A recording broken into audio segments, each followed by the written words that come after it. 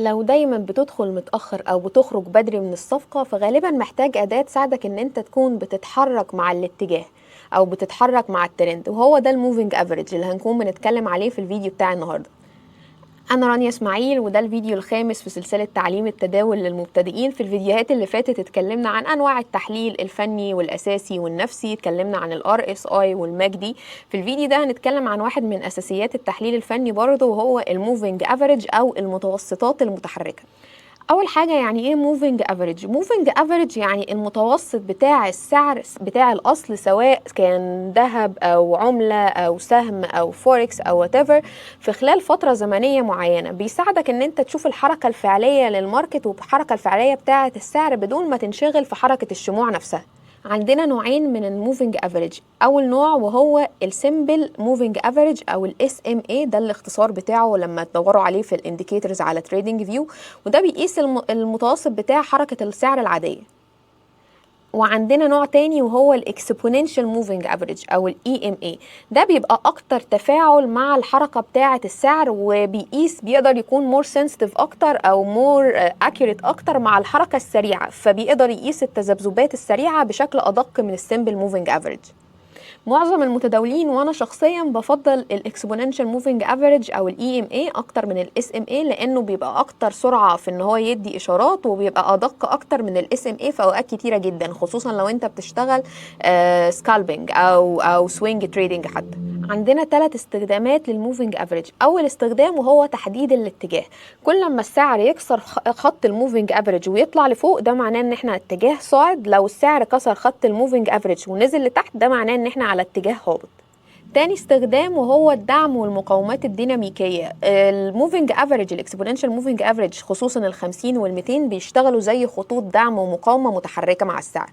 تالت استخدام ليه وهو اشارات الدخول والخروج. لما اي ام اي او اكسبوننشال موفينج افريج قصير زي ال9 مثلا او ال20 يكسر خط اي ام اي اطول شويه زي ال50 او ال200، دي اشاره دخول. والعكس صحيح، لو كسروا برضو من فوق فده معناه اشاره بيع.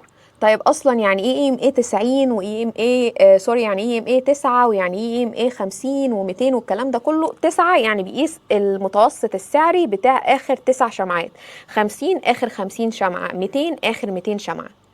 افضل الاعدادات ودي المستحبه، ولكن انت لازم تجرب بنفسك وتشوف الانسب معاك ومع الاستراتيجيه بتاعتك. لو انت سكالبر فالاكسبوننشال موفينج افريج اللي ممكن تكون بتستخدمه هو 29. اما بقى لو بتشتغل سوينج تريدنج فهيبقى 50 و200. لو عايز تستخدم ان انت تكون بتحدد الاتجاه العام للسوق، فالافضل ان انت تستخدم الطويل اللي هو ال200. وتاني لازم تكون بتجرب وبتعمل باك تيستنج بنفسك عشان تشوف الانسب للاستراتيجيه بتاعتك.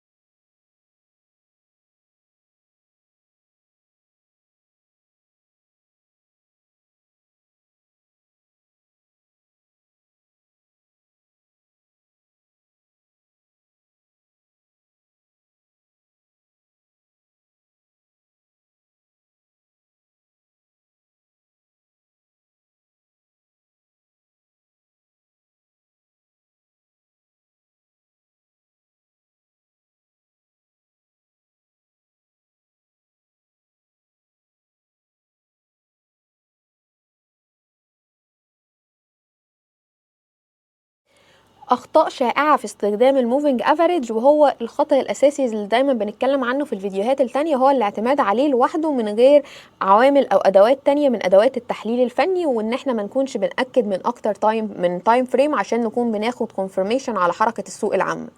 تاني واهم خطأ هو استخدام نفس الاعدادات في كل التايم فريمز المختلفه. يفضل ان انت على التايم فريم الكبير تكون بتستخدم اي ام اي اكبر زي اي ام اي 50 او 200، على التايم فريمات الصغيره اي ام اي اصغر زي ال9 او ال20. يبقى ريكاب سريع، الموفينج افريج بيقيس المتوسط السعري للحركة ويعتبر من أهم الأدوات في تحديد الاتجاه. الاي ام اي الصغير زي التسعة والعشرين بيساعدنا ان احنا نكون بنقيس على التايم فريمات الصغيرة، وبنقيس المتوسط السعري على فترة زمنية صغيرة بتاع اخر 9 شمعات او اخر 20 شمعة. الاي ام اي الاكبر بيساعدنا ناخد فكرة عن الاتجاه العام للماركت زي الاي ام اي 50 او الاي ام اي 200. ما ينفعش نكون بنستخدمه لوحده، يفضل ان احنا نكون بنستخدمه مع عوامل تانية او مع مؤشرات تانية ومن اكتر من تايم فريم عشان نكون بناخد كونفرميشن على الاتجاه العام للماركت عامل ازاي. لو الفيديو عجبك ما تنساش تعمل لايك وسبسكرايب عشان يوصلك باقي الفيديوهات من سلسلة تعليم التداول للمبتدئين. اما بقى لو مهتم تبتدي رحلتك في التريدنج بشكل اسرع، فاكتب لي مهتم في الكومنتات وهبعتلك تفاصيل الكورس بتاعي لتعليم التداول للمبتدئين اللي من تاني اسبوع بتقدر تكون بتطبق وبتشتغل فيه بشكل عملي.